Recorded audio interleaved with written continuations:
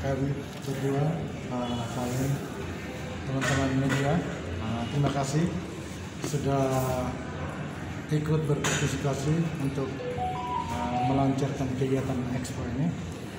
Jadi Expo ini berlangsung selama kurang lebih 4 hari, mulai dari tanggal 29 Juni sampai dengan hari ini tanggal 2 Juli, dan resminya ditutup oleh Pak Lup pada pagi tadi sekitar jam 11. Kegiatan Expo ini berlangsung karena kerjasama yang terbangun sangat baik antara komite dengan Dinas Pariwisata Nusa Tenggara Timur, Pak Kadis dan jajarannya, para kabit.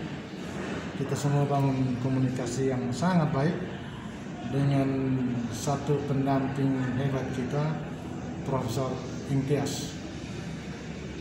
Beliau mendampingi kita semua untuk kita berkolaborasi, bersinergi, menuangkan ide-ide kita untuk bisa mengadakan Expo ini. Dan Expo ini sendiri diisi oleh 32 pelaku aircraft. Nanti sebentar teman-teman media bisa foto nama-nama dari 32 pelaku aircraft ini. Apa maksud dan tujuan dari kegiatan ini? Tentu Dinas Pariwisata memiliki tujuan yang besar. Tujuan terakhir itu adalah kesejahteraan masyarakat. Namun sebelum sampai pada kesejahteraan itu, Dinas memiliki banyak sekali kegiatan yang dilakukan di banyak kabupaten. Dan kenapa kegiatan Expo ini dilakukan? Untuk merealisasikan semua kegiatan yang sudah dilakukan di kabupaten maupun di provinsi. Jadi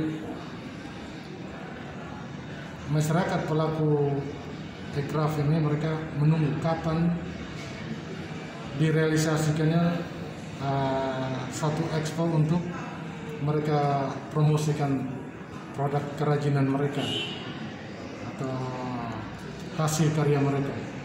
Karena selama ini kan banyak sekali pelatihan yang sudah dilakukan, tetapi belum ada satu kegiatan yang bisa merangkul mereka semua. Karena itu teman-teman dari Dinas Pariwisata Provinsi coba membentuk Komite Ekonomi Kreatif sebagai payung untuk memayungi semua pelaku aircraft, sehingga hari ini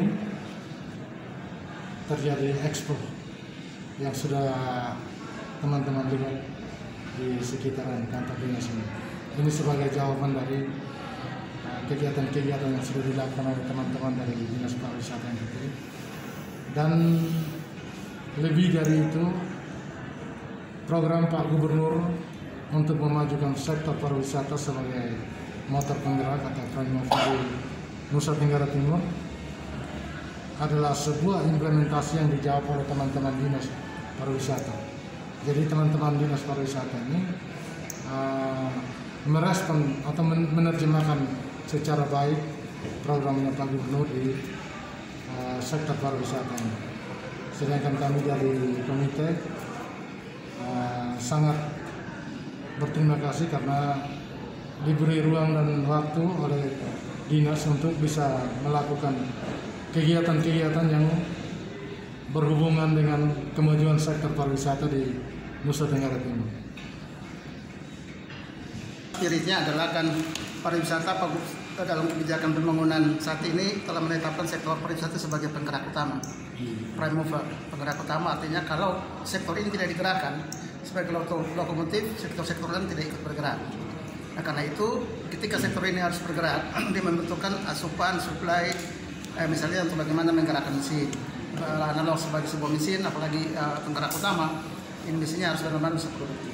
Bagaimana bisa jalan harus butuh bahan, harus butuh BBM, harus butuh konstruksi kendaraan yang lebih bagus gitu. Nah itu tidak kita sendirian, karena itu memang benar tepat sekali kalau memang pariwisata ini sebagai penggerak utama untuk menggerakkan sektor-sektor produktif lainnya terutama sektor ekonomi.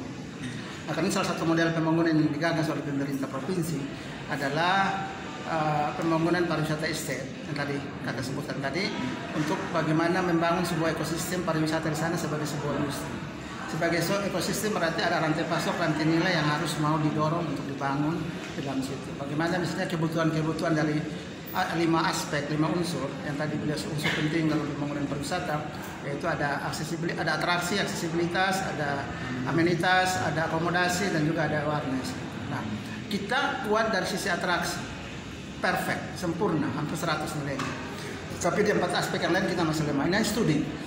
Aksesibilitas kita sekitar 60-70%, kemudian amenitas masih 30%, akomodasi masih di bawah itu, awareness masih sekitar 20%. Karena itu dengan penetapan pariwisata sebagai promotor untuk mendorong 4 aspek yang lain itu untuk bisa berkembang. Yang modelnya tadi di PE.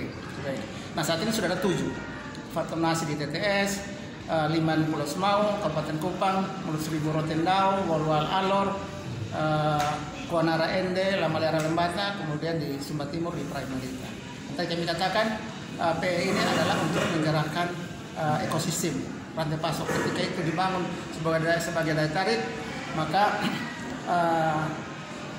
supply rantai pasok dari aspek-aspek pemenuhan kebutuhan itu bisa terpenuhi. Kalau di situ ada syukur, kalau tidak kita menggerakkan dari sektor-sektor lain. Ternyata memang pariwisata tidak bergerak sendiri, karena sebagai sebuah kendaraan dia butuh roda, dia butuh alat untuk bisa sampai ke sana. Teman-teman dari infrastruktur PU dia akan bergerak bersama untuk mengembangkan itu. Dan 7 saat ini sudah mulai. Nah, kalau tadi tanya soal bagaimana kondisi pengelolaan, memang setelah pembangunan sudah ada kelompok pengelola yang kita serahkan untuk melakukan pengelolaan. Saat ini kita akan menjadi kerjasama lebih intens lagi dengan ada tempat-tempat tertentu, misalnya di Kuanara yang kita dorong ke koperasi. Koperasi Cikal Bakal sudah terbentuk, dan hasil tadi kalau teman-teman ikut sudah ada presentasi tadi berkaitan dengan progres di 7 itu, misalnya koperasi ini kita akan dorong untuk menjadi berbadan hukum gitu. Kemudian ada Pekodaris juga kita dorong untuk bisa ikut terlibat. Khusus untuk Lamalera karena pembangunan adalah pembangunan homestay yang itu berbasis masyarakat, rumah-rumah masyarakat yang kita dorong dikembangkan untuk menjadi kamarnya dimanfaatkan untuk penginapan, ada kunjungan dan lain sebagainya. Ada 22 unit yang ada di Lamalera. Itu kerjasamanya pasti kita akan serahkan ke masyarakat lewat pembentukan kelompok sadar wisata di Lamalera. Sedangkan tempat lain kita modelnya adalah pengelolaan lewat kelompok-kelompok profesional. Di bawah aspek manfaat kita akan minta ekspertis dari PT Filbomor yang sebagai kapasitas untuk berkaitan dengan aspek-aspek akomodasi. Tapi tujuan utama daripada pariwisata estate ini adalah inklusif, pariwisata yang inklusif. Masyarakat harus merasa memiliki kegiatan tersebut. Karena dari proses awal, perencanaan awal tentang PE ini masyarakat itu terlibat secara aktif. Mereka menentukan tempat, mereka merencanakan model pembangunan, mereka sendiri yang terlibat secara pembangunan fisik, mereka juga yang mengawasi, dan sampai sekarang mereka mengelola. Nah, ini kita mau perkuat dari aspek regulasi legalitas. Kelompok pengelola ini kita akan dorong untuk cepat-cepat aspek legalitas itu sehingga pengelola ini bisa lebih efektif. Persoalan utama kita saat ini adalah karena pandemi COVID, kunjungan ke daerah-daerah kita menjadi agak sedikit menurun. Tapi kita optimis karena masa setelah pandemi itu disebut sebagai masa reboundnya pariwisata, akan terjadi booming yang luar biasa di pariwisata. Ini kesempatan kita mulai konsolidasi, menyiapkan kapasitas masyarakat, memperbaiki amenitas yang ada di pariwisata estate kita, sehingga terjadi masa ketika terjadi rebound itu, teman-teman yang di tempat-tempat tersebut sudah ready, sudah siap untuk bisa mengikuti irama dan berbagai kondisi-kondisi yang ada. Itu yang pertama. Yang kedua, izin Pak Kadis. Ya. Yang kedua terkait ekraf. Kenapa harus ada pembangunan, ada pameran saat ini? Nah, kita melihat ekonomi kreatif ini merupakan kekuatan besar berbasis masyarakat, dan itu ada di masyarakat. Ada 16 aspek ekraf yang saat ini sudah berkembang.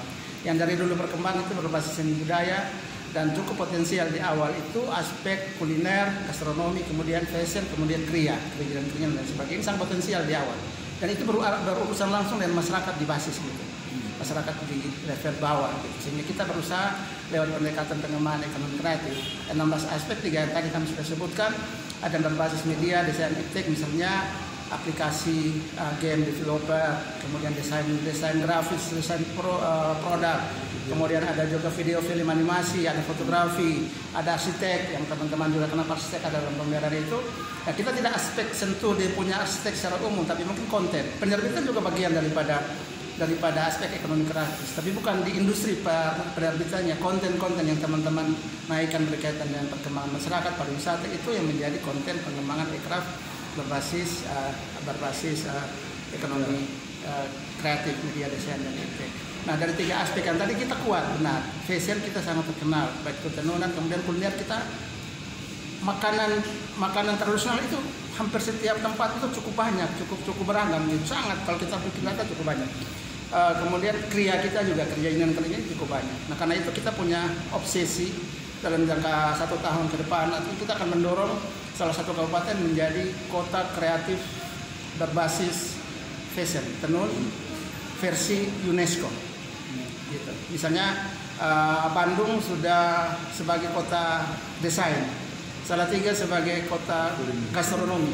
Ya, kita kepingin dari kita akan coba, mungkin apakah Alor, kita lihat potensi, kita identifikasi, dia akan coba kaji Alor yang punya pewarna alam yang tidak saja dari tanaman tapi dari biota laut itu juga kita dorong bisa menjadi sana. Nah, karena itu kereta cepat yang dibuat oleh pendampingan yang tadi Pak Alor sampaikan berkaitan dengan ekonomi kreatif, kita sudah membentuk komite ekonomi kreatif di tingkat provinsi. Belum 2 minggu, kurang lebih usianya, baru 1 minggu lebih, dan percakapan awal teman-teman merasa ini kita harus membuat sebuah event yang bisa mengangkat potensi, tidak menggairahkan kembali kehidupan ekonomi kreatif, sehingga teman-teman yang tergabung dalam kelompok ekonomi kreatif ini yang diorganisasi oleh komite, Pak Alo ketuanya,